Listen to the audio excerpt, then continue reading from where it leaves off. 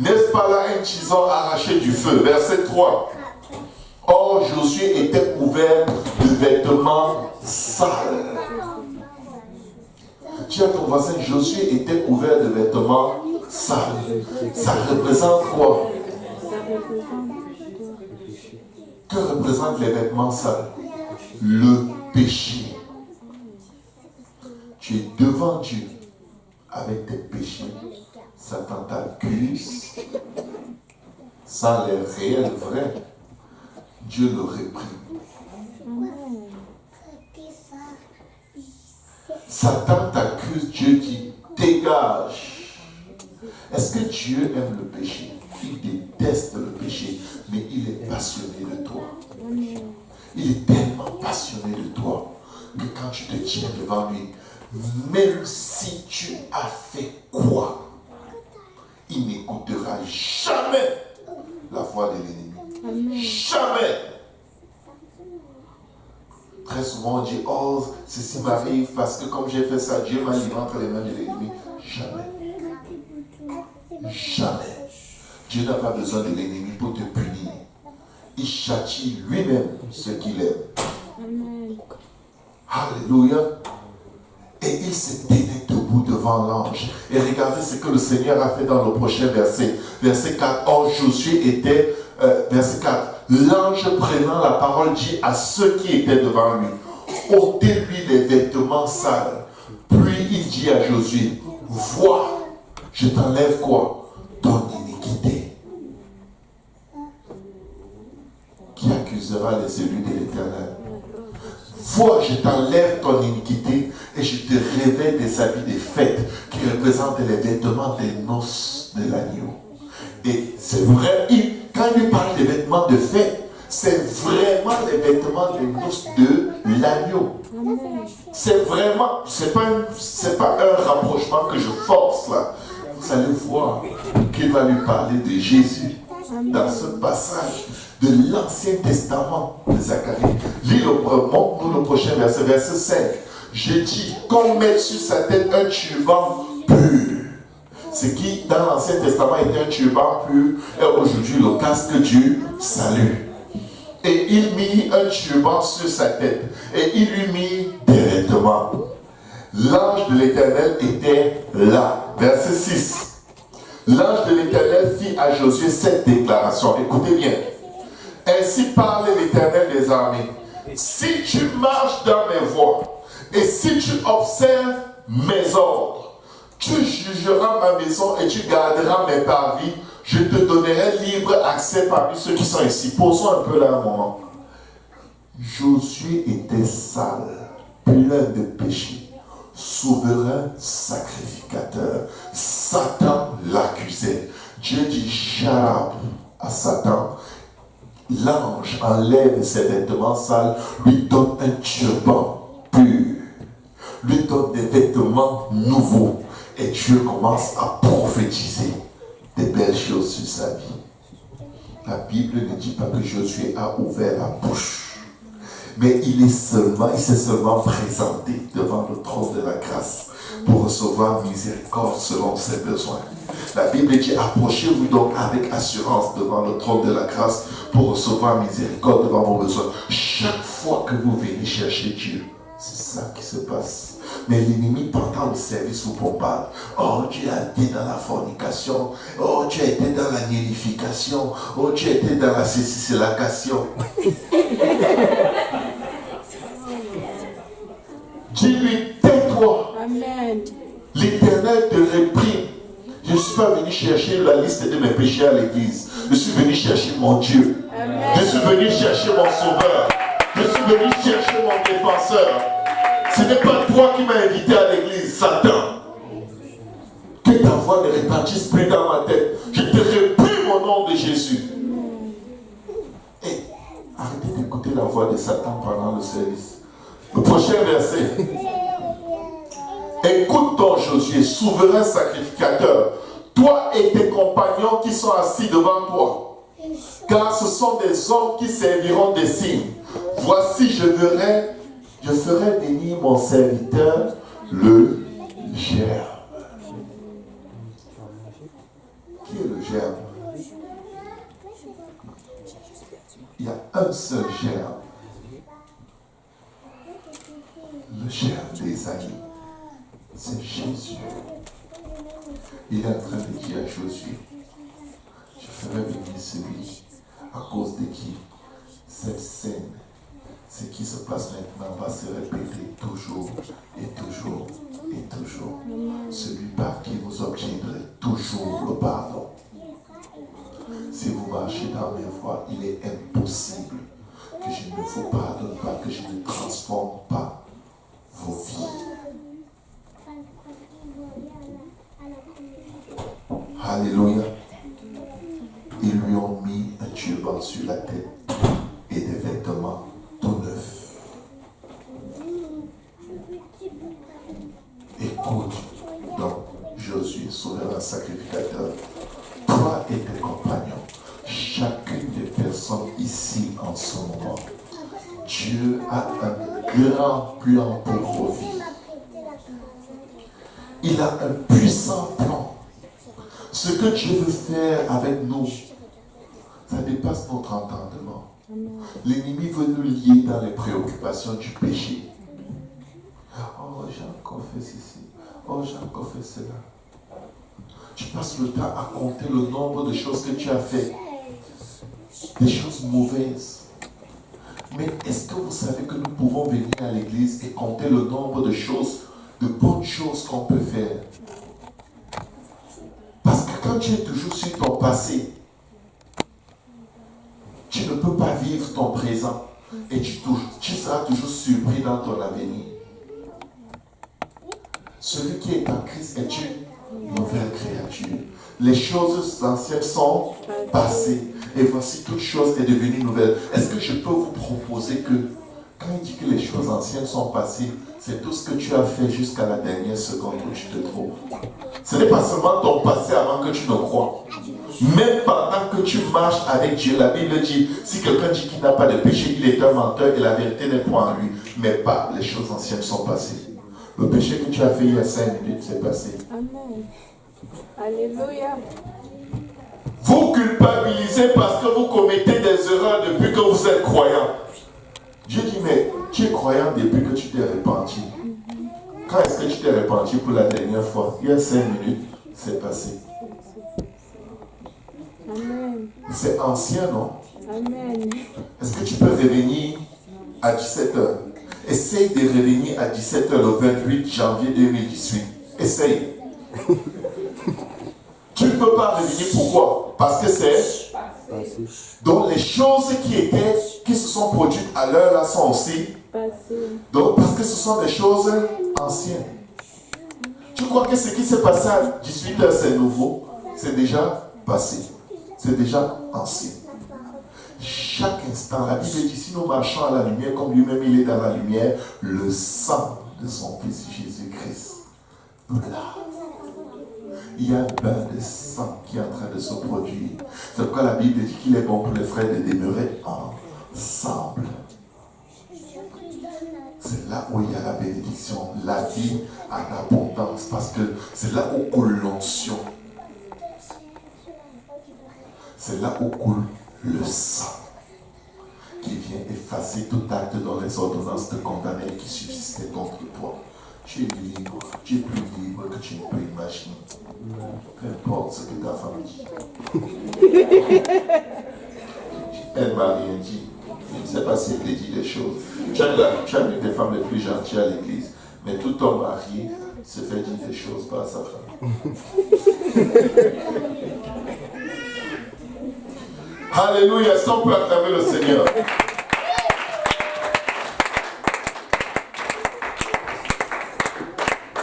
Maman Agnès, si tu suis cette prédication, pardonne-moi, c'est pas de toi que je parle, ok? Ça s'adresse à tous les hommes. Pas que c'est ma fille, il ne faut pas qu'elle se fâche quand on va dire, ah, tu as dit à l'église que j'ai dit des choses à mon mari. Tu ne dis rien, ok? C'est un exemple. Alléluia. Vous pouvez vous asseoir dans la présence du Seigneur. Est-ce qu'on peut acclamer le Seigneur?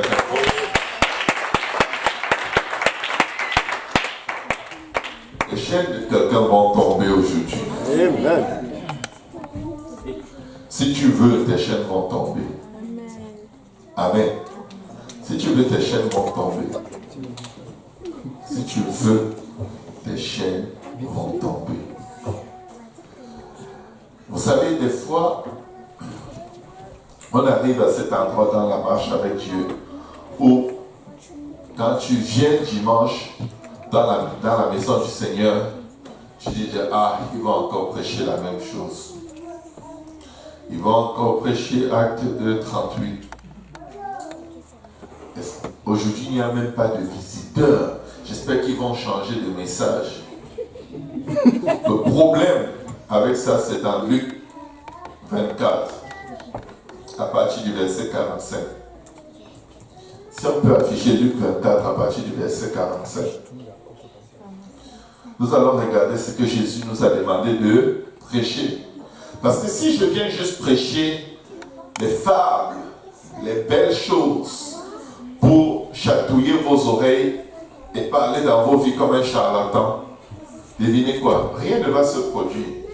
Mais si je prêche ce que Jésus a demandé de prêcher, naturellement, si tu obéis ce que Jésus attend de toi, le reste va venir. Amen. Ça règle tous tes problèmes. Retournons au verset 46, s'il vous plaît. Verset 46. Alléluia. Béni soit le nom de Jésus. Ça, c'est Jésus après sa résurrection, quand il rencontre ses disciples. Et il leur dit, ainsi il est écrit que le Christ souffrirait et qu'il ressusciterait des morts le troisième jour. Juste en restant là, on a l'évangile. Dans 1 Corinthiens 15, c'est ça l'évangile. Il est mort, il a été enseveli et il est ressuscité. Jésus a prêché l'évangile pour la première fois ce jour-ci. Avant ça, il ne prêchait pas l'évangile, mais il prêchait le baptême de la repentance. Amen. Avant ce moment, il leur avait dit, allez et prêchez la bonne nouvelle. La bonne nouvelle, c'est que le Christ a été manifesté. Il va mourir pour vous. Il va payer le prix. Mais eux qui l'annonçaient aux gens et qui leur disaient, répentez-vous car le royaume des cieux s'est approché de vous, ils ne comprenaient pas tout. C'est pourquoi après la résurrection, il leur explique que je n'étais pas la victime des Romains ni des Juifs, mais je devais souffrir. Je devais être enseveli et je devais ressusciter. C'est ça qui vient de se passer au cours des 3 derniers jours. Amen. Verset 47. Et que la repentance et le pardon des péchés seraient prêchés en son nom à toutes les nations, en commençant par Jérusalem. Qu'est-ce que Jésus a demandé de prêcher? La repentance et le pardon des péchés. Jésus m'a demandé de prêcher ce qui s'est passé avec Josué. Jésus m'a envoyé en tant que prédicateur te dire que Satan n'a aucun pouvoir sur toi. Parce qu'il est mort pour toi. Et si tu t'approches de lui pour le suivre, la voix de Satan va être écrasée. Satan va devenir muet. Toutes ces œuvres, tous ces actes dans lesquels tu as opéré n'auront aucun pouvoir sur toi. Il est mort afin que nous ayons la vie et que nous l'ayons en abondance. Ça, c'est l'évangile. Et la résurrection est le témoignage qu'il n'avait pas de péché. Parce que s'il avait des péchés, la mort l'aurait retenu. Il a été enseveli, vient te dire que la mort l'a éprouvé. La mort a vérifié s'il y avait le péché en lui. Quand on te prêche l'ensevelissement de Christ, sachant que la mort retenait tous ceux qui mouraient, qui avaient la nature pécheresse d'Adam, lui, il est allé rencontrer la mort. La mort a dit, il n'y a rien. Au contraire, il a pris la clé de l'enfer et du séjour des morts. Et il est ressuscité. Et il est monté. Amen. Amen. Il a donc demandé de prêcher cela. Parce que je vais te dire, quel que soit le domaine de ta vie qui est bloqué, voici la clé. Amen. Quelle est la clé qu'il a donnée à Pierre? La clé du royaume. Ce n'est pas seulement pour entrer dans le royaume, mais c'est pour que les desseins de Dieu pour ta vie se concrétisent. Que ta volonté soit faite sur la terre comme elle est dans le ciel. 95% des chrétiens vivent une vie qui n'est pas la volonté de Dieu pour eux. Je vais vous dire pourquoi. Parce qu'ils sont éloignés d'une vie de repentance. Ils sont éloignés d'une vie où le vieil homme est enseveli avec Christ dans les eaux de baptême. Et ils sont éloignés d'une vie remplie de l'esprit dont ils vivent par la chair. Repentance, baptême d'eau, baptême du Saint-Esprit. Pourquoi prêcher toujours ce message aux gens qui ont déjà cru? Parce que tout tourne autour de là.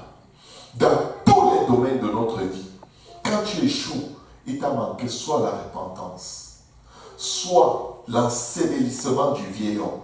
Tu as agi selon les œuvres du vieil homme. Ou alors il t'a manqué d'être rempli de l'esprit et aborder cette situation de ta vie par le Saint-Esprit, et tu es allé par la chair et l'ennemi est revenu prendre l'autorité. Amen. Dernièrement, le Seigneur m'a inspiré un message. Si tu es fatigué de tourner en rond, fais demi-tour. Si tu n'es pas fatigué, tourne encore en rond. Éventuellement, tu vas te fatiguer. Amen. Même quand tu jettes une pièce de monnaie par terre, elle tourne en rond, elle tourne en rond, elle tourne en rond, elle finit par tomber. Elle n'a pas besoin de carburant, mais tôt ou tard, elle va tomber. Je ne sais pas quel est ton carburant qui te fait tourner en rond.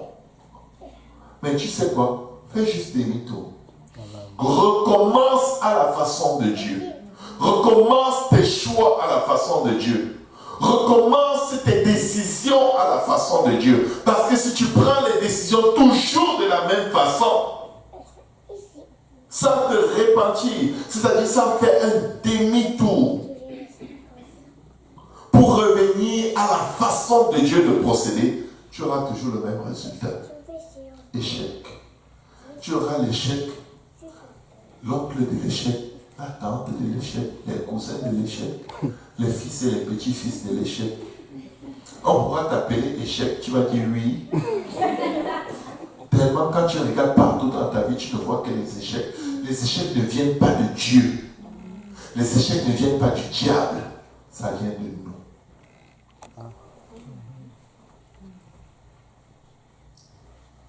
Ça vient de nous. Tu prends une mauvaise décision, ça vient de qui? Du diable. Le diable est supposé te tenter. C'est son travail. Et toi, tu es supposé pas lui répondre. L'homme ne vivra pas de pain seulement, mais de toute parole qui sort de la parole, de la bouche de Dieu. Dieu dit, j'ai mis devant toi le chemin de la vie et le chemin de la mort. Choisis la vie afin que tu vives. C'est pour te dire que tu n'es pas obligé d'échouer. Quand l'ennemi te propose, la proposition de Dieu est là. Tu ne vas jamais choisir la voie de l'ennemi parce que tu n'avais que cette voie comme seul choix. C'est impossible. Il y a toujours deux choix. Même dans le jardin, il y avait deux arbres. Il y avait l'arbre de la connaissance du bien et du mal et il y avait l'arbre de la vie éternelle. Adam et Ève ont échoué parce que le bon arbre était là, mais ça avait l'air plate. Comment ça, je vais m'imaginer une vie où je fais juste la volonté de Dieu? Certains chrétiens pensent que le ciel est plat. Oui. Il me dit, mais qu'est-ce qu'on va faire au ciel? Est-ce qu'on pourra s'amuser? L'un s'inquiète, ils ont peur d'être au ciel. Oh. Lisez vos Bibles, c'est pas comme ça au ciel. Ils ont peur de s'ennuyer au ciel. Et ils veulent profiter des plaisirs du monde. Comme ça, au cas où le ciel est ennuyeux, qu'ils ne disent pas que, il va y avoir Dieu, vous vous ennuyez, nous on a eu notre goût là-bas, c'était délicieux. Nous on a profité de notre vie. Hein. Vous n'avez rien fait en bas. Ici, il n'y a rien. La nuit éternelle. Ce n'est pas comme ça dans la Bible. Le bonheur qu'il y a au ciel est indescriptible. La paix, la joie, aucune restriction. Tu n'as envie que de faire du bien. Tu n'as aucune envie ni pensée pécheresse. Pourquoi devons-nous toujours prêcher la repentance, le baptême d'eau au nom de Jésus, le baptême du Saint-Esprit? Pourquoi? Parce que c'est la pierre angulaire pour notre vie. Permettez-moi de vous amener dans chacune des étapes. La Bible dit, dans le psaume 81, verset 6 à 16, « J'ai déchargé son épaule du fardeau, et ses mains ont lâché la corbeille. Tu as crié dans la détresse, je t'ai délivré. » Est-ce qu'il y a quelqu'un ici que Dieu a déjà délivré de quelque chose? Amen. Je t'ai délivré. Je t'ai répondu dans la retraite du tonnerre. Je t'ai éprouvé près des eaux de Mériba. Écoute mon peuple et je t'avertirai. Israël, puisses-tu m'écouter? Parce que le peuple de Dieu a l'oreille dure. Amen. Qu'il n'y ait au milieu de toi point de Dieu étranger. Dieu les a délivrés de l'Égypte. Mais il les exhorte. Ne mettez dans votre vie aucun autre Dieu que moi. C'est moi qui t'ai délivré. Fais-moi confiance pour ton avenir. Pourquoi il les avertit? Parce qu'il sait que la première tendance de la chair, c'est aller vers les faux dieux. Alors vous allez dire, oh, moi je n'adore pas Marie, hein. Non, depuis que je ne suis plus catholique. Il y a plein d'autres faux dieux dans vos vies. Souvent le désir de se marier à tout prix, c'est un faux Dieu. Il a des oreilles mais il n'entend pas. Il a une bouche, il ne parle pas. Il a des pieds, il ne marche pas. Il a des mains, il ne fait rien. C'est toi qui le portes pour l'amener à l'église. À l'église, il ne fait rien pour toi. Et tu ressors avec lui dans ton cœur. Inutile Dieu. Le Dieu de l'envie de se marier. Le Dieu de l'envie de trouver un travail. Le Dieu des envies de ce monde. Il dit qu'il n'y ait au milieu de toi point de Dieu étranger. Ne te prosterne pas devant des dieux étrangers. Je suis l'Éternel, ton Dieu, qui t'a fait monter du pays d'Égypte. Voici ce qu'il te dit. Au lieu de courir après les faux dieux, ouvre ta bouche. Il est en train de te dire, prie. Parle-moi. Parle-moi, ne cherche pas. Cherche-moi. Communique avec moi. Je vais te dire où j'étais ton filet. Je vais te dire à quel endroit il se trouve, dans quelles circonstances, dans quel contexte. Au lieu d'avoir des faux dieux, de chercher à gauche et à droite, reste avec moi. Ouvre ta bouche, je la remplirai. Souvent, on est comme si on a peur de prier et que les opportunités passent pendant qu'on prie. Les seules choses qui peuvent passer pendant que tu pries, ce sont les choses qui ne t'appartenaient pas. Ta bénédiction ne passe pas, elle est derrière toi. Cherchez premièrement le royaume des cieux et sa justice, et toute chose vous sera donnée par-dessus. Dieu te dit, apporte-moi la corbeille de royaume et de justice de Dieu dans ta vie. Je vais te remplir. Ouvre ta bouche, je la remplirai. Sanctifie-toi, et je te donnerai un homme sanctifié. Parfois, on cherche juste à avoir un mari. Et après, il te trompe, après, il est bandit. Après, il prend tout ton salaire. Il fait tous les virements de ce que tu gagnes à ses parents. Tu dis, oh Seigneur, change-le. Tu dis, mais non, toi tu voulais un mari, tu ne voulais pas un homme selon mon cœur. Je t'ai donné ce que tu demandes. Dieu, comme ce n'est pas ça que j'ai demandé. Dieu dit, non, tu n'as jamais spécifié que tu veux un homme pieux. C'est comme les vêtements. Si tu veux juste un vêtement, va chez Walmart. Mais si tu veux un vêtement de qualité, tu sais que ce n'est pas chez Walmart. Oui, certains vont dire, mais souvent Walmart fait des bonnes choses. Il y a toujours des gens qui vont argumenter, va donc chez Walmart. Va chez Walmart. C'est ton vêtement, c'est toi qui vas le porter, pas moi. Dieu te dit, cherche-moi. Tu dis, oh non Seigneur, le temps passe, mon âge augmente. Tu veux que Dieu te tue pour que ton âge n'augmente plus. Si ton problème c'est l'âge, il peut t'aider à rester jeune pour toujours. C'est vrai. Ah, tu as un problème d'âge. Hein? Tu veux que j'arrête ton âge?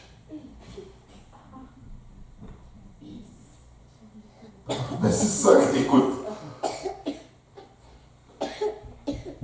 Ton âge, qui t'a donné les jours de vie, c'est Dieu.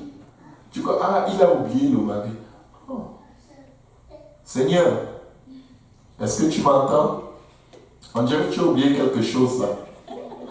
Ah, Adam n'a jamais prié pour une femme. Il s'occupait des affaires de Dieu. Jamais. Dieu lui-même a estimé, ce gars travaille tellement fort, je ne peux pas le laisser seul comme ça. Il est tellement fidèle, il est tellement occupé à mes affaires, il ne remarque même pas que ce n'est pas bien pour lui d'être comme ça seul. Vous savez que la première chose que Dieu a dit qui n'était pas bonne dans la Bible, c'était pour toi d'être seul. Et tu passes ta vie à chercher à ne pas être seul. C'est la dernière des choses dont tu dois te soucier. Dieu lui-même, c'est la première chose qu'il disait, il n'est pas bon. La première fois que Dieu a dit que quelque chose n'est pas bon, c'était le célibat.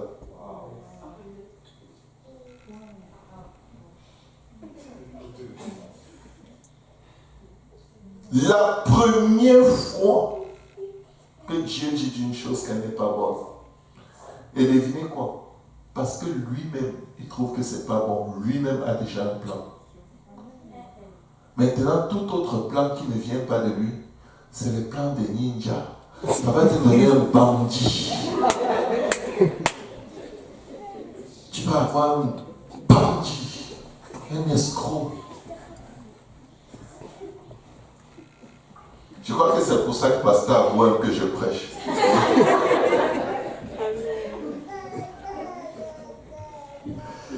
Excusez-moi, c'est plus fort que moi. Est-ce que je peux juste prêcher comme je le sens? Gloire à Dieu. Il dit, ouvre ta bouche et je la remplirai. Psaume 81, verset 11. Mais mon peuple n'a point écouté ma voix. Israël ne m'a point obéi. Pourquoi? Le manque de repentance. La repentance, c'est arrêter de suivre tes propres voies et suivre la voie de Dieu. Même quand ça ne fait pas de sens. Dieu te dit attends, tu dis à Dieu j'attends quoi? Je le vois là. Dieu dit attends. Tu dis mais Seigneur, on ne sait jamais. Est-ce que je peux lui dire d'attendre avec moi? Dieu dit non, laisse-le partir. Toi attends. Combien de gens qui professent servir Dieu sont mariés avec les maris de quelqu'un d'autre? Oh oui. Vous pouvez épouser un homme qui était fait pour quelqu'un d'autre. Je peux te prouver. Je n'ai jamais vu une femme qui a demandé à Dieu un homme qui la bat. Si tu te retrouves avec un homme qui te bat, ce n'était pas ton mari. Amen. C'était le mari qui aime qu'on la bat.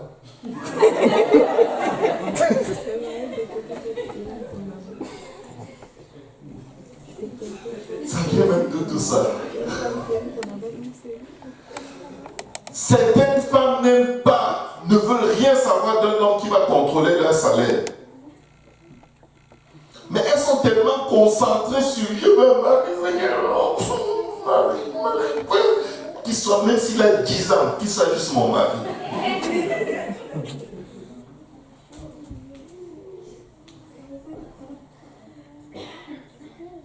Et c'est un spécialiste de Western Union.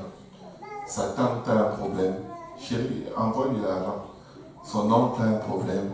Envoie-lui l'argent. Le chien de sa cousine est malade au pays. Envoie l'argent. C'est un bon chien. Quand j'étais petit, il me gardait.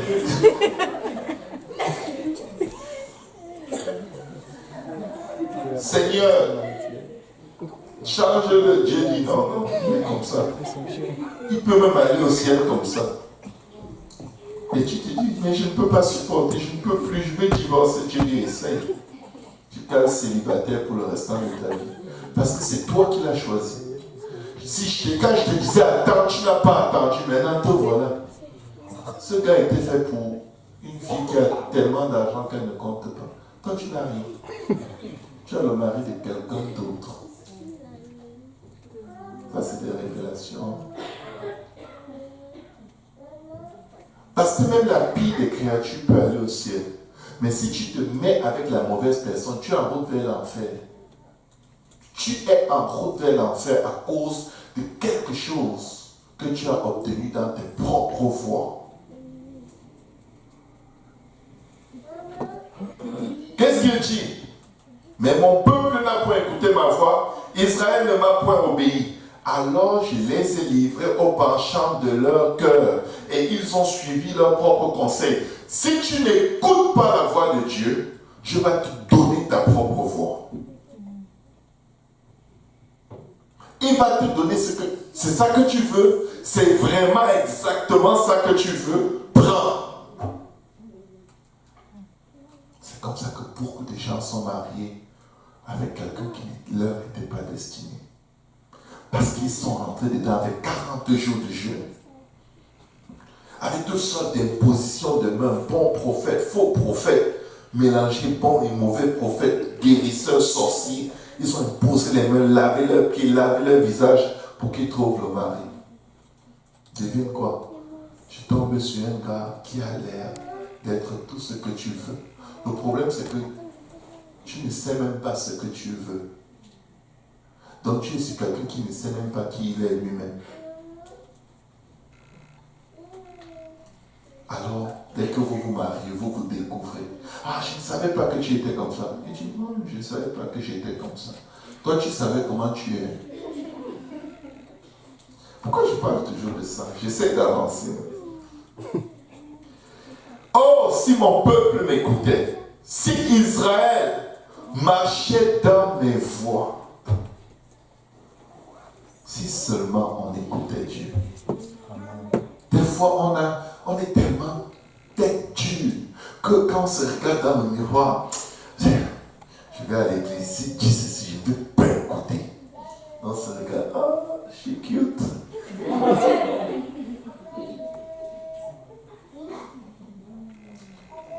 C'est la beauté mortelle. La personne que tu viens de voir dans le miroir est en train d'aller détruire sa vie. La personne est en train d'aller avec la résolution de ne pas écouter Dieu. Et tu arrives à l'église, Dieu te dit, répands-toi. Tu es comme, il croit que je suis un non-croyant. C'est pas ça le problème. Tous ont péché et sont privés de la gloire de Dieu. Si quelqu'un dit qu'il n'a pas de péché, il est un menteur et la vérité n'est point en lui. La repentance, c'est pour tout le monde, croyant comme non-croyant. Jésus a demandé de prêcher la repentance. Pourquoi il insiste qu'on prêche la repentance? Parce que tant que tu te répands, il va te pardonner. La repentance, ce n'est pas la dictature. Tu es en train de mettre ta chaussure et il y a du sable et des graines de gravier dans ta chaussure. La repentance, c'est enlève d'abord les sables et le gravier. Parce que quand tu vas commencer à marcher, au début, tu ne vas pas trop sentir. Mais plus le chemin va être long, plus tu vas sentir un inconfort terrible. Et à moins que tu t'arrêtes pour enlever le sable et les graines de cailloux qu'il y a dans ta chaussure, tu vas finir par te blesser, tu n'iras pas loin. La repentance, c'est arrête de marcher dans tes propres voies. Arrête de prendre des décisions toi-même. La Bible dit dans le livre de Jérémie, il n'est pas propre à un homme lorsqu'il marche à diriger lui-même ses pas. Arrête de fuir l'autorité. Arrête de fuir la direction qui ne vient pas de toi. Certains sont tellement intelligents qu'ils foncent sous un camion en se disant, même si je le cogne, je ne peux pas mourir. La carrosserie de ma voiture est très bonne. Amen. Les chrétiens, les enfants de Dieu, ceux qui servent le Seigneur, doivent toujours se repentir. La repentance, c'est abandonner ses propres voies. C'est la première étape après que tu aies cru.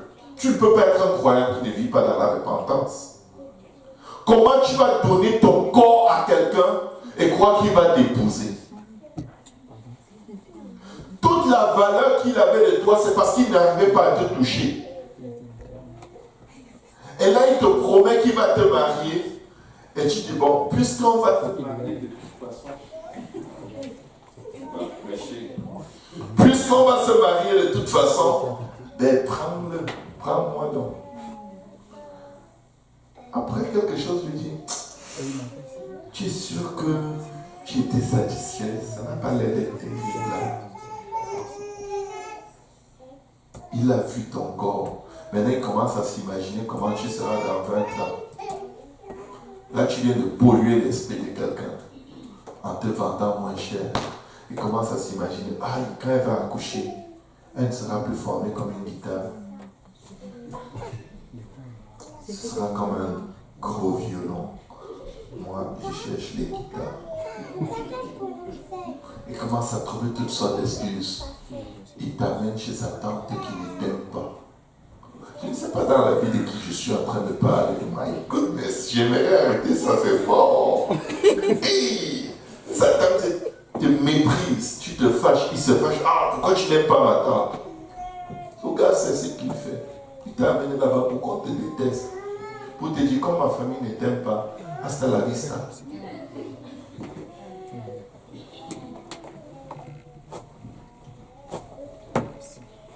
La repentance t'aurait amené à un endroit où tu ne permets pas à quelqu'un, même de te confesser, s'il n'est pas clair dans ses intentions de t'épouser. La repentance t'aurait mis à un endroit où quand quelqu'un te parle, tu l'envoies voir ton berger. Parle d'abord avec mon berger. Comme ça, il va t'éprouver pour voir si tu es quelqu'un bien pour moi. La repentance t'amène à ne pas choisir, mais à dire, Seigneur, choisis pour moi. Si ce gars n'est pas de toi, expose-le. Expose-le. Montre-moi son vrai visage. Et tu tombes sur son téléphone. Il a écrit à une fille en disant, mon amour, depuis que j'ai quitté le pays, tu me manques.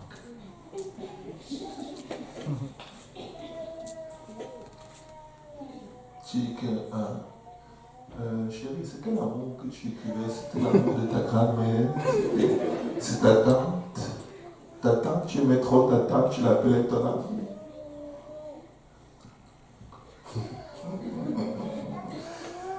Ça, c'est ce que notre Dieu est capable de faire. Ésaïe 64, verset 6 dit, nous sommes tous comme des impurs. Et toute notre justice est comme un vêtement souillé. Nous sommes tous flétris comme une feuille. Et nos crimes nous emportent comme le vent. La repentance est puissante. La repentance en grec, c'est dit métanoïa. Ça veut dire faire un demi-tour. C'est un changement intérieur d'attitude qui conduit à un changement extérieur de comportement. Jésus a demandé de prêcher la repentance parce que, en tant que chrétiens, nous devons avoir un nouveau comportement. Certains, leur seule chrétienté, c'est le jour où ils se sont fait baptiser et après, ils ont gardé le même comportement. La rébellion ne permet à personne de leur donner la direction. Amen. Amen. La repentance, c'est se détourner de l'ancienne vie ou alors détruire la maison. Amen. En hébreu, ça veut dire choup, qui veut dire détruire la maison. La Bible dit que le vieil homme est enseveli avec Christ dans les eaux de baptême. Amen. Jésus dit dans Luc 13, versets 3 à 5, non, je vous le dis, mais si vous ne vous repentez pas, vous périrez tous également. Wow. Le Seigneur annonce la destruction sur des gens qui ne se repentent pas. Ce n'est pas un prophète qui le dit, c'est Jésus lui-même. En fait, la clé d'une vie victorieuse en Jésus, la clé de l'accomplissement des desseins de Dieu pour nos vies, c'est la repentance. Si le Seigneur dit que sans la repentance, ce n'est que la mort qui t'attend. Ça veut dire que si tu ne lâches pas d'être maître de ta propre vie, pour permettre que Dieu dirige ta vie par sa parole, pas par les opinions des gens, même pas par l'opinion de ton pasteur, la parole de Dieu, tu es cuit. Ah, tu peux dire que tu n'es pas cuit. Il a dit que tu es cuit. Il a dit, vous ne vous repentez pas, vous périrez. Ce n'est pas le pasteur qui dit. Peut-être dans ta Bible, c'est vous vous réjouirez, mais dans les Bibles, les vraies Bibles, c'est vous périrez si vous ne vous repentez pas. Amen. Alléluia. Dis à ton voisin, nous devons nous repentir. La Bible dit dans Romains chapitre 6, verset 6, sachant que notre vieil homme a été crucifié avec lui, afin que le corps du péché fût détruit, pour que nous ne soyons plus esclaves du péché. Écoutez mes frères, mes sœurs, si nous revenons là-dessus, c'est parce que Jésus a demandé de nous prêcher encore et encore et encore. Parce que parfois, le vieil homme du péché que nous disons avoir laissé, nous vivons avec lui tout le temps quand il n'y a personne. Quand vous regardez Éphésiens chapitre 5, les chrétiens d'Éphèse, c'était ça leur problème. L'impudicité, pornographie, prostitution, des croyants, oui, la débauche, telle que certains prenaient même les femmes de leur père. C'est-à-dire qu'avec toutes les femmes et toutes les prostituées disponibles dehors, c'était juste la femme de leur père qui était là. C'est juste pour nous dire ceci. L'ennemi n'a pas besoin de te pousser. Le vieil homme, ta chair est plus dangereuse que le diable. C'est pourquoi nous devons prêcher la repentance tout le temps. Nous devons la prêcher, cette repentance. Parce que sans la repentance, nous n'avons aucune chance de nous en sortir. Que quelqu'un dise Amen. Amen. Pourquoi devons-nous encore prêcher le baptême d'eau au nom de Jésus? La Bible dit que repentez-vous, dans Acte 2, 38 dit, repentez-vous et que chacun de vous soit baptisé au nom de Jésus-Christ pour le pardon de vos péchés et vous recevrez le don du Saint-Esprit. Car la promesse est pour vous et pour vos enfants et pour tous ceux qui sont au loin, en aussi grand nombre que le Seigneur notre Dieu les appellera. Mais Jésus a dit prêcher la repentance et le pardon des péchés à toutes les nations, en commençant par Jérusalem. Parce que tout tourne autour de ce message. Tout tourne autour de l'évangile. Que ce soit ton ancienne vie, que ce soit ta nouvelle vie, ça reste dépendant de l'évangile. C'est pourquoi nous sommes sauvés par l'évangile si nous le gardons tel que nous l'avons reçu au départ. Sinon, nous aurons cru en vain. Si après avoir cru en Jésus, tu sors d'une vie de repentance, tu vas périr. Jésus l'a dit. Si après avoir été baptisé d'eau au nom de Jésus pour le pardon de tes péchés, tu laisses revivre le vieil homme qui avait été enseveli avec Christ dans les eaux de baptême, tu n'auras pas part à la résurrection. Parce que pour avoir part à la résurrection, tu dois marcher en nouveauté de vie, qui est la sanctification. Est-ce qu'il y a quelqu'un qui croit que ce message c'est juste pour les non-croyants? Non, c'est pour nous. Acte 2, 38, c'est le message qui fait tenir l'Église. Pas juste pour gagner les âmes, pour nous gagner nous-mêmes. Pour rester nous-mêmes dans la foi. nous devons dépendre des 3 principes d'Acte 2:38. La repentance, le baptême d'eau au nom de Jésus, qui représente l'ensevelissement du vieil homme avec Christ. Amen. Chaque chrétien doit être recouvert du sang de Jésus tous les jours, comme le jour de notre baptême. Nous devons nous assurer que nos péchés sont toujours effacés. Parce qu'il y en a toujours. Amen.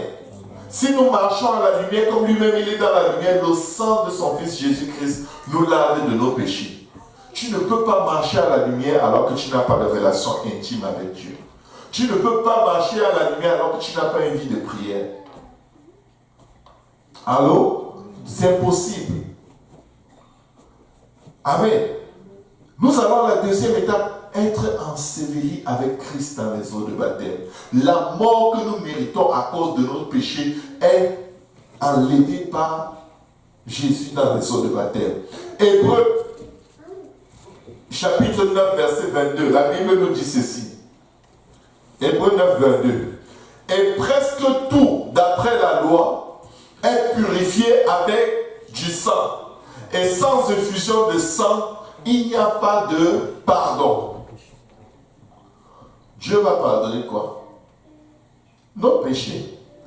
Est-ce qu'il pardonne seulement nos péchés quand on était non-croyants? Maintenant qu'on est croyant, il nous fera pour nos péchés. Non, il pardonne. Il pardonne encore plus. Lorsque nous étions encore pécheurs, Christ est mort pour nous. À combien plus forte raison maintenant que nous sommes ses enfants? Il va encore te pardonner. Amen. Nous sommes toujours nus si le sang de Jésus ne nous couvre pas. Nous sommes spirituellement nus. On vient à l'église nu. On adore Dieu nu. Tu n'as pas envie d'imaginer quelqu'un assis près de toi qui est tout nu. Amen. C'est dans la Bible. Le Seigneur le dit. Le Seigneur le dit. Regardons dans la Bible. Révélation 3, verset 15 à 19. Je connais tes œuvres. Il est en train de parler à une église. Une église de gens nus. Tout le monde adorait Dieu nu. Tout le monde adorait Dieu complètement nu. C'est sûr que sur leur corps, tu pouvais voir des beaux vêtements, mais ils étaient spirituellement nus, sales. La nudité vient de quoi? Quelles sont les premières personnes dans la Bible qui se sont retrouvées nues? C'était à cause de quoi? Du péché. Quand il y a le péché dans ta vie, tu es nu. Si en ce moment, il y a un péché dans ta vie que tu n'as pas abandonné, tu es assis là nu. C'est non négociable. Tu peux dire non, moi je suis habillé, tu es nu. Tu es bien nu même, N-U. On va lire la Bible. Je connais tes œuvres. Je sais que tu n'es ni froid ni bouillant. Puisses-tu être froid ou bouillant? Ainsi, parce que tu es tiède et que tu n'es ni froid ni bouillant, je te vomirai de ma bouche parce que tu dis, je suis riche, je me suis enrichi, je n'ai besoin de rien. Écoutez, quand on n'a pas de vie de prière, c'est ça qu'on est. On dit comme, je n'ai besoin de rien. Amen. Et parce que tu ne sais pas que tu es, tu ne sais pas que tu es, tu ne sais pas. Il y a beaucoup de choses qu'on ne sait pas au sujet de nous-mêmes.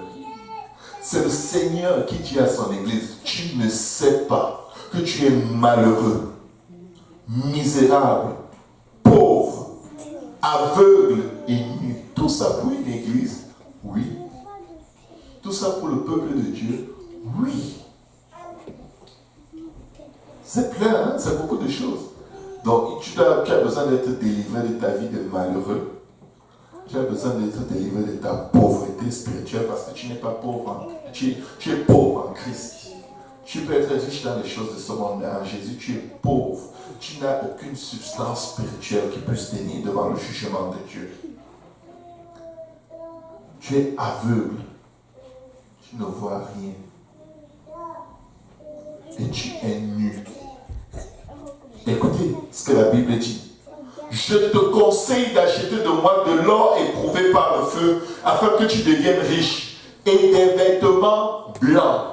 Quand Josué a été délivré de l'accusateur, la première chose qui a été changée, après lui avoir remis le turban, qui représente un nouveau système de pensée selon Dieu, c'était des nouveaux vêtements. Il dit, je te conseille d'acheter de moi de l'or éprouvé par le feu, afin que tu deviennes riche, et des vêtements blancs, afin que tu sois vêtu, et que la honte de ta nudité ne paraisse pas. Parce que si tu es nu, tu auras honte au jour du jugement. Si tu vis spirituellement nu et que Dieu te prend ton souffle aujourd'hui, tu entres dans la honte éternelle. Pas juste toi, même moi.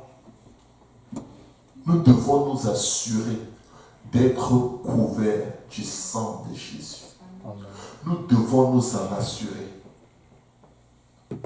Et un collier pour oindre tes yeux afin que tu vois. Moi, je reprends et je châtie tout ce que j'aime.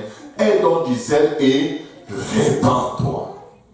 Quand tu te répands, le sang est libéré sur toi. Amen. Et le sang est libéré sur toi pour couvrir quoi? Ta nudité. La repentance et l'effusion du sang vont ensemble. Amen. Sans effusion de sang, il n'y a pas de pardon. Parce qu'il faut l'effusion de sang pour couvrir notre nudité. Et c'est la repentance qui déclenche l'effusion du sang. Quand tu arrêtes de suivre tes mauvaises voies, la Bible dit que tu marches à la lumière comme lui-même il est dans la lumière, dans le sang de son Fils Jésus-Christ te lave de tes péchés. Automatiquement. Zéro stress. Juste arrêter de faire ta volonté. Le sang. Parce que quand tu arrêtes de faire ta volonté, tu fais sa volonté. Donc tu marches sur sa parole. Sa parole est la lumière. Sa parole est une lampe à tes pieds. Amen. Pourquoi devons-nous nous assurer que nous sommes couverts du sang de Jésus? 1 Pierre 4, verset 17 nous le dit. Car c'est le moment où le jugement va commencer par la maison de Dieu. Ah, tu vas dire, pasteur, si le jugement de Dieu commence par la maison de Dieu, je ne viens plus à l'église, je vais rester chez moi. Trop tard. Tu as cru. Tu appartiens à la maison de Dieu. Même si tu vas dans la Bible te cacher. Vous savez, Jonas était tellement têtu qu'au lieu de se repentir et revenir de ses mauvaises voies, vous savez ce qu'il a fait? Il a demandé qu'on le jette dans la mer. Il préférait la mort à la repentance. Il ne leur a pas dit, faites demi-tour avec le bateau. Je vous promets, si ce bateau essayait même de faire demi-tour, la tempête allait s'arrêter. Il leur a dit, jetez-moi dans la mer. Eux aussi, comme ils sont souvent tête dure, ils ont dit, non, on va jeter toutes les marchandises, mais on doit continuer notre route. Ils ont vidé le bateau. Le Seigneur leur a dit, peut-être vous ne connaissez pas le vent que j'envoie. Il a augmenté la force du vent. Ils ont dit à Jonas, ah, ce que tu nous as proposé tout à l'heure, on croit que peut-être c'est ça qui est bien. Ils l'ont porté, ils l'ont balancé. On lui a dit, ah, sorry, c'est la dernière chose qu'on doit essayer avant de mourir. Dès qu'ils ont jeté Jonas dans l'eau, Jonas se disait, comme ça, je ne peux pas prêcher à Ninive. Je préfère mourir. Jonas préférait vraiment la mort que de prêcher à Ninive. Regardez comment il a réagi quand le feu n'est pas tombé sur Ninive. Il était fâché. Il était fâché. Il dit, je préfère mériter jusqu'à la mort. Il le dit à Dieu.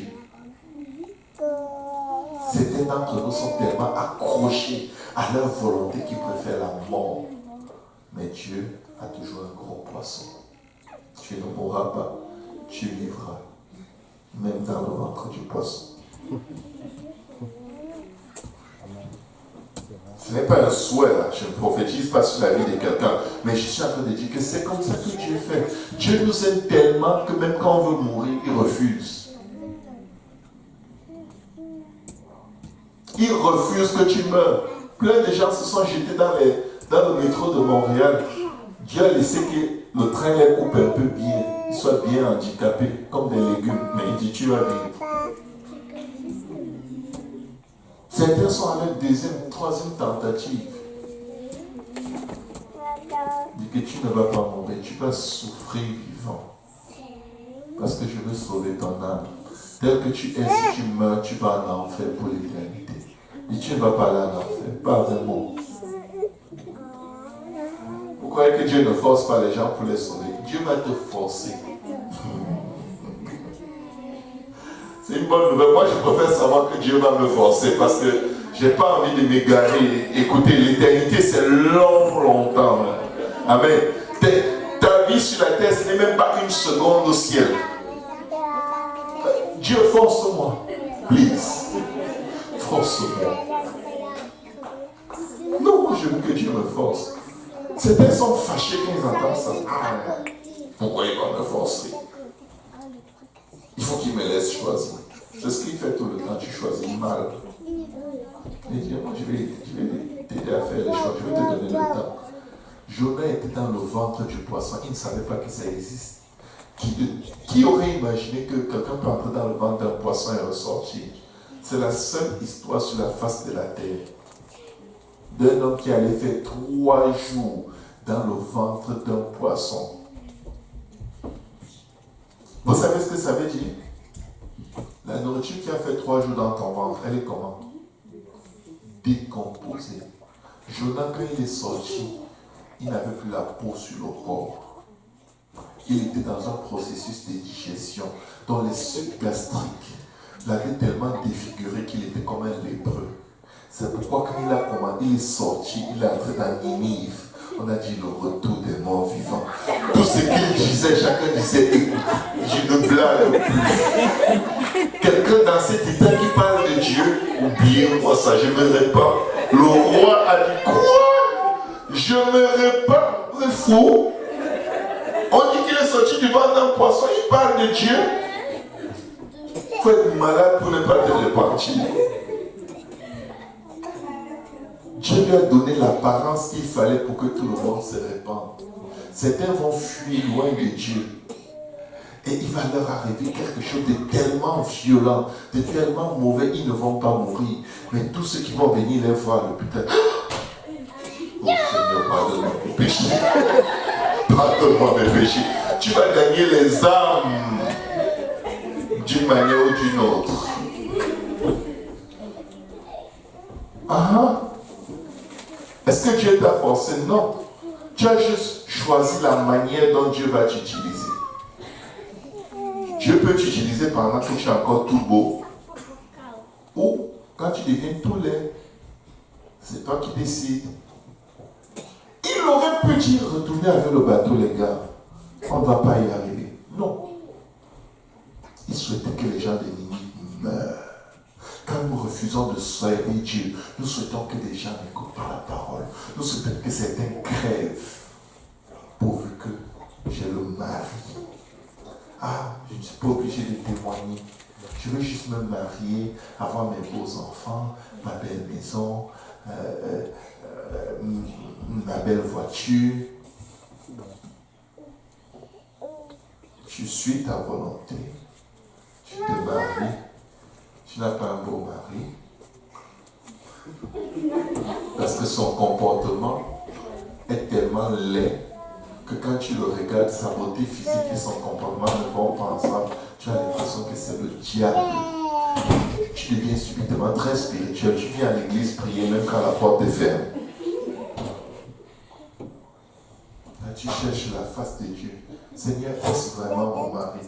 Que ce soit ton mari ou pas, tu es déjà marié. Ce n'est plus le moment de poser la question. Pourquoi je parle toujours de mariage? Parce que ça va être le plus grand faux Dieu qu'il y a dans l'église. C'est l'hiver, il fait froid. Les gens aiment être chaud avec un mari ou une femme.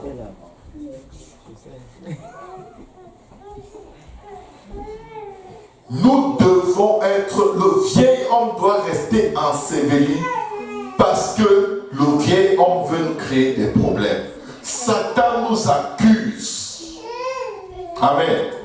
Satan nous accuse tous les jours. Nous avons lu le passage dans Zacharie 3, verset 1 à 8, dans lequel Satan nous accuse. La Bible dit de nous que nous sommes un sacerdoce royal. Nous sommes des sacrificateurs.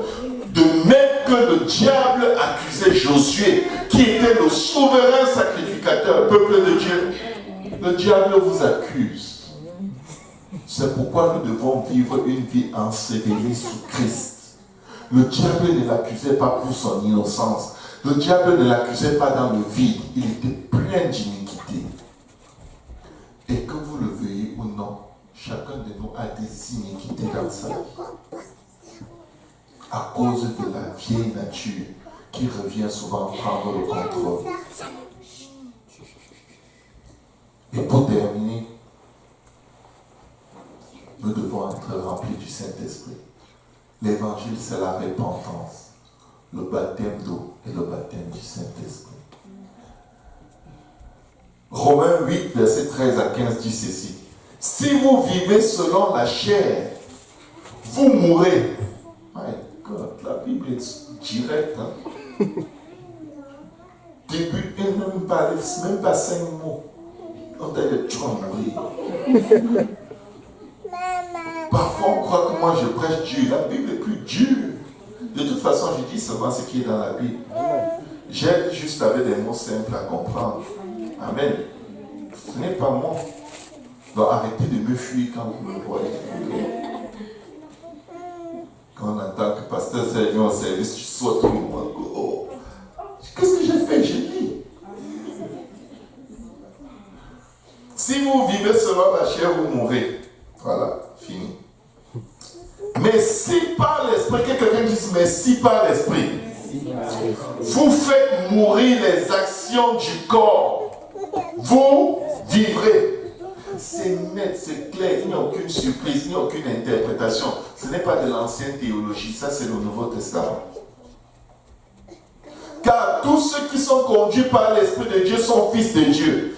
Et vous n'avez point reçu un esprit de servitude pour être encore dans la crainte. Pas seul crainte. Arrêtez d'avoir peur. Arrêtez d'avoir peur du péché. Arrêtez d'avoir peur de Dieu. Arrêtez d'avoir peur du diable. Amen. Mais vous avez reçu un esprit d'adoption par lequel nous crions Abba Père. C'est pour dire que le Saint-Esprit est là pour te rappeler. Compte sur Dieu. Quand ça te dépasse, appelle Dieu. Ne fais rien toi-même.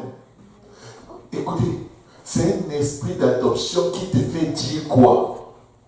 La première preuve que tu as le Saint-Esprit, c'est que tu cries à Dieu. Pas parce que ça ne va pas, en tout temps. Pourquoi? Tu dis Seigneur, fais-moi faire ta volonté. Fais-moi connaître ta volonté.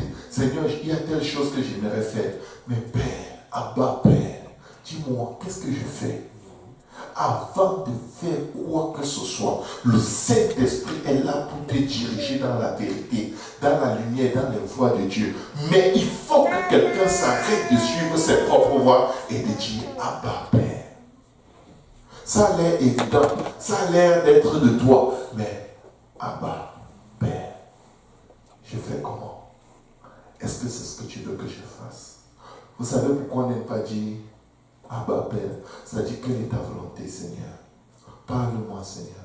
C'est qu'on sait ce que Dieu va nous dire. Et ce n'est pas ce qu'on veut. Les seuls moments où on dit Abba Père, c'est quand on a tout essayé, ça n'a pas marché. Là, on dit Abba Père. Un jeune homme écrivait une fois une émission radio où on parlait des histoires d'amour entre garçons et filles. Il dit, j'ai un problème que j'aimerais vous poser, mais s'il vous plaît, il dit, c'est un problème entre ma copine et moi, mais je vous en prie, ne me demandez surtout pas de la quitter. Mais il dit, le problème que j'ai avec ma copine, c'est qu'elle me ment beaucoup. Elle me trompe souvent avec d'autres garçons. Elle est toujours infidèle. Elle me cherche seulement quand elle a besoin de quelque chose. S'il vous plaît, dites-moi ce que je dois faire. Il a d'abord dit au début. Il a dit au début ce que vous ne devez pas lui dire. Ok.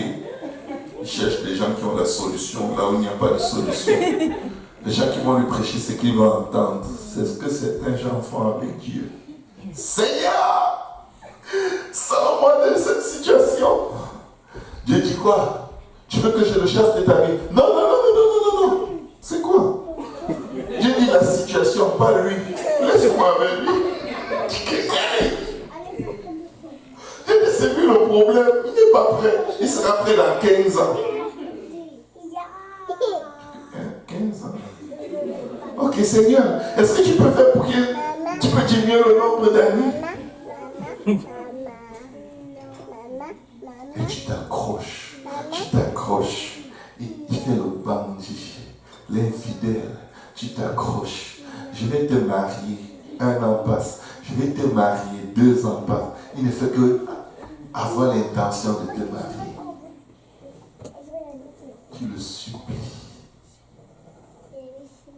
Et à la fin, il n'y a rien. Et je n'aime pas quand tu pries, tu arrêtes de prier. Oh Seigneur, si je prie pas pour me marier, c'est parce qu'il n'a pas encore vraiment cru.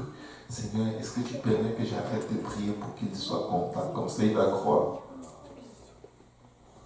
Ouais, le cerveau de l'homme est vraiment spécial.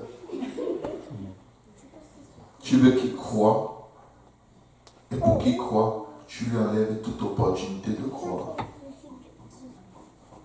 Parce que tu tiens à ce qu'il soit là.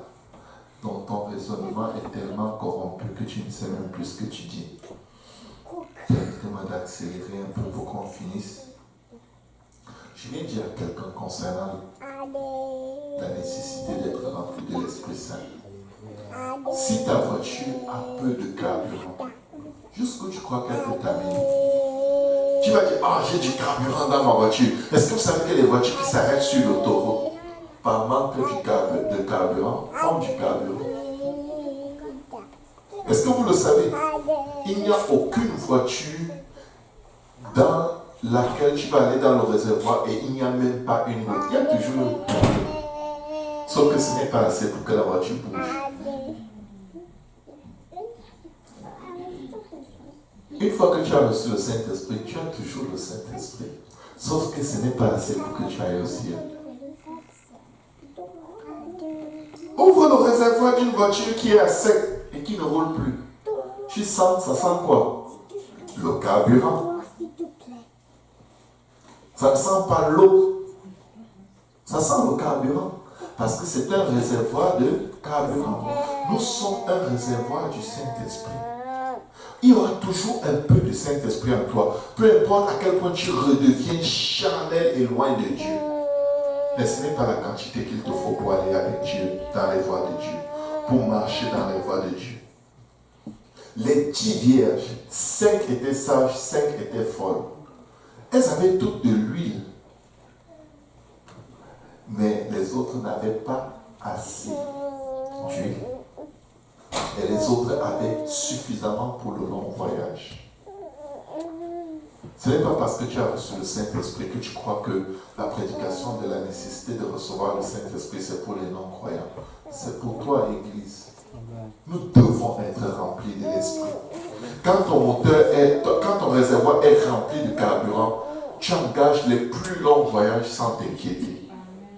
Et la quantité de carburant diminue toujours. Tant que tu roules, pourquoi pensons-nous que la quantité de contrôle de l'esprit dans notre vie peut ne pas diminuer? De même que tu dois toujours remplir ton réservoir de carburant à nouveau, tu dois toujours retourner dans la présence de Dieu pour être rempli de l'esprit. Parce qu'après t'être frotté à tout le monde et à tous les temps et les circonstances, je vous dis, le niveau de l'esprit en nous diminue. C'est pourquoi la Bible nous dit ceci. Si vous vivez selon la chair, vous mourrez. Mais si par l'esprit vous faites mourir les actions du corps, ça veut dire que quand tu vis selon la chair, tu as quand même l'esprit. Sauf que tu ne l'utilises pas. Mais si tu décides de l'utiliser pour faire mourir les désirs du corps, les œuvres de la chair, tu vas vivre. Mais tu ne peux pas utiliser une petite quantité parce que tu n'étais pas assez ressourcé. Amen. Les vierges folles, n'oubliez pas, elles avaient toutes de l'huile. Les folles n'étaient pas à sec. Elles n'avaient pas la quantité qu'il fallait pour le voyage. La Bible dit dans Ephésiens 5, verset 17. C'est pourquoi ne soyez pas inconsidérés, mais comprenez quelle est la volonté du Seigneur. Ne vous enivrez pas du vin, c'est de la débauche. Soyez au contraire remplis, que quelqu'un dise, remplis de l'esprit. Si on peut tous se lever. On va terminer avec 1 Corinthiens 15, verset 1 à 4. Je vous rappelle, frères, l'évangile que je vous ai annoncé, que vous avez reçu, dans lequel vous avez persévéré, et par lequel vous êtes sauvés. Nous sommes sauvés par l'évangile du premier jusqu'au dernier jour de notre marche avec Dieu. Du premier jusqu'au dernier jour, tu dois avoir une vie de repentance. Tu dois garder le vieil homme enseveli avec Christ dans les eaux de baptême. Et tu dois être rempli du Saint-Esprit. Mon frère, ma soeur, il n'y a aucun moyen d'être sauvé sans cet évangile. Si tu enlèves une partie de l'évangile dans ta vie chrétienne, Jésus dit que tu périras. Tu enlèves la repentance, tu périras. Tu déterres le vieil homme pour marcher selon lui, tu périras. Si tu n'es pas rempli de l'esprit, tu vas être laissé en arrière. L'évangile est la pierre angulaire. Nous devons prêcher l'évangile. Nous devons prêcher juste l'évangile. Parce que c'est dans l'évangile qu'il y a tout. Tous les messages se trouvent dans l'évangile. Tout. Quand il parle aux Romains, c'est l'évangile qui leur parle. Quand il parle aux Éphésiens, aux Colossiens, aux Thessaloniciens, aux Corinthiens, il leur parle encore et encore de l'évangile. Christ est mort afin que nous ayons la vie. Il a été enseveli, il a vaincu la mort. Aujourd'hui, si tu te repens de tes péchés, Dieu peut te pardonner. Dieu va te pardonner. Mais tu dois, comme Christ a été enseveli, tu dois aussi être enseveli avec Christ dans les eaux de baptême. Si tu refuses l'ensevelissement avec Christ, tu es en train de refuser de vivre avec lui. Tu ne peux pas avoir part à sa résurrection si tu n'as pas part à sa mort et à son ensevelissement. Et Pierre a résumé cela en disant ceci. Avant d'arriver à ce que Pierre a dit, tu dois recevoir l'esprit de la résurrection, l'esprit de la régénération, qui est la puissance qui va te faire monter lors de l'enlèvement. C'est la puissance de Dieu. Le jour où la trompette va sonner, c'est le Saint-Esprit que tu avais reçu qui va te régénérer. Et tu auras un nouveau corps glorifié. Si tu es mort sans le Saint-Esprit, dis-toi que tu es comme une batterie qui est éteinte, une voiture qui est éteinte et la batterie est morte. Elle ne va pas redémarrer. Elle ne pourra pas. Pierre, le jour de la Pentecôte, il a résumé cela en disant ceci. Répentez-vous. Acte 2, 38. Et que chacun de vous soit baptisé au nom de Jésus-Christ pour le pardon de vos péchés, et vous recevrez le don du Saint-Esprit. Si vous êtes là et que vous n'avez pas encore été baptisé au nom de Jésus pour le pardon de vos péchés, s'il vous plaît, ne vous battez pas avec Dieu. Ce n'est pas le baptême au nom Père, Fils, Saint-Esprit. Ce n'est pas des noms, c'est des titres. Acte 4, verset 12 dit, il n'y a de salut en aucun autre, car il n'y a sous le ciel aucun autre nom qui ait été donné parmi les hommes par lequel nous devions être sauvés. Acte 10, 43 dit, tous les prophètes rendent de lui le témoignage que quiconque croit en lui reçoit par son nom le pardon des péchés. Et c'est pourquoi dans Acte 19, les disciples qui avaient déjà été baptisés sans le nom de Jésus ont dû se refaire baptiser. Mais cette fois-ci avec le nom qui est au-dessus de tout nom. Car il n'y a sous le ciel aucun autre nom par lequel nous devions être sauvés. Le nom de Jésus. Si on peut s'avancer, on va prier.